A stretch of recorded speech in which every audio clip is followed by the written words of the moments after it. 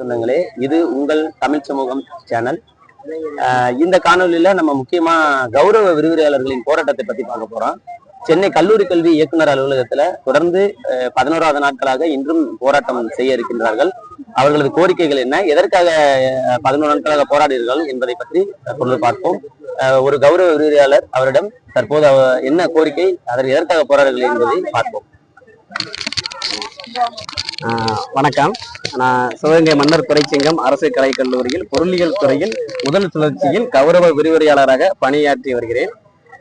கடந்த 7 நாட்களாக கல்லூரியில் தொடர் உள்ளிருப்பு மற்றும் வகுப்பு புறக்கணிப்பு போராட்டத்தை தொடர்ந்து சென்னையில் கல்லூரி கல்வி இணை இயக்கரகத்தில் 4வது நாளாக கடந்த திங்கட்கிழமையில் இருந்து உள்ளிருப்பு போராட்டம் கல்லூரி கல்வி இணை இயக்கரகத்தில் வளாகத்தில் அமர்ந்து 4வது நாளாக போராட்டம் நடத்தி வருகின்றனர்.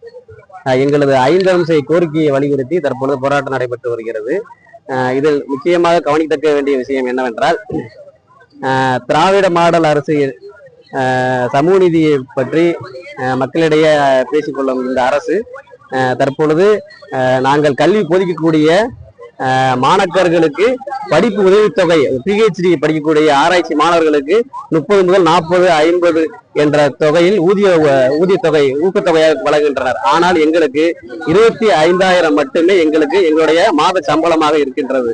அதாவது PhD முடித்துள்ளோம், நெட்டு முடித்துள்ளோம், செட்டு முடித்துள்ளோம். அனைத்து தகுதி தேர்வுகளையும் தேர்ச்சி பெற்றுதான் நாங்கள் தற்போது கௌரவ விரிவுரையாளர் பணியாற்றி வருகிறோம். அதனை தொடர்ந்து மேலும் எங்களுக்கு எதற்கு இந்த தகுதி தேர்வு என்ற கேள்விதான் தற்பொழுது கௌரவ விரிவுரையாளர்கள் மத்தியில் கேள்வியாக எழுப்பப்படுகிறது. உங்களது கோரிக்கைகள் சம்பந்தமாக கல்லூரி கல்வி இயக்குனரோ அல்லது கல்வித்துறை சம்பந்தப்பட்ட உயர்கல்வித்துறை சம்பந்தப்பட்ட அதிகாரிகளோ அல்லது உயர்கல்வித்துறை அமைச்சரோ பேச்சுவார்த்தைக்கு அழைத்துள்ளார்களா? கடந்த நாங்கள் 4 நாட்களாக சென்னையில் போராடி வருகிறோம். ஆனால் சென்னை இயக்குநரகத்தில் எங்களது கமிஷனர் எங்களுக்கு அதிகாரியாக இருக்கக்கூடிய ஆணையர் இதுவரைக்கும் எங்களை பார்க்கவே இல்லை. ஆனால் அமைச்சரை பார்ப்பதற்கு அலைக்கழிக்கின்றனர். இதுவரைக்கும் எங்களுக்கு முழுமையான ஒரு பேச்சுவார்த்தை கூப்பிட்டு பேசவில்லை.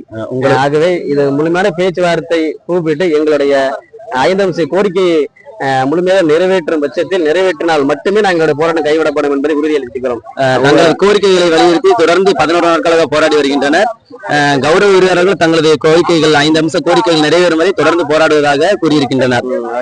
தற்பொழுது கௌரவ விரிவுரையாளர்கள் இங்கே இந்த கல்லூரி கல்வி இயக்குனர் அலுவலகத்தில் குழுமி இருக்கின்றார்கள். அவர்கள் ஒரு பகுதியை காணலாம். தொடர்ந்து தங்கள் கோரிக்கைகளை வலியுறுத்தி 11 நாட்களாக போராடி வருகின்றனர். அவர்களது கோரிக்கைகளுக்கு அரசு செவிசாய்க்குமா என்பதை பொறுத்திருந்து பார்ப்போம்.